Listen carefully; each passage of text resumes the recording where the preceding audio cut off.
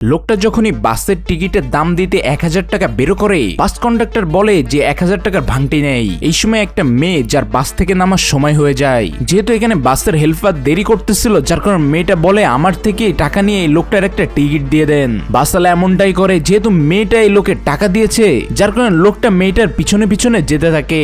লোকটা মেয়েকে বলে যে চলেন আমার সাথে কিছু খেতে চলেন, সেখান থেকে টাকাটা আমি খুচরো করে আপনাকে দিয়ে দেব।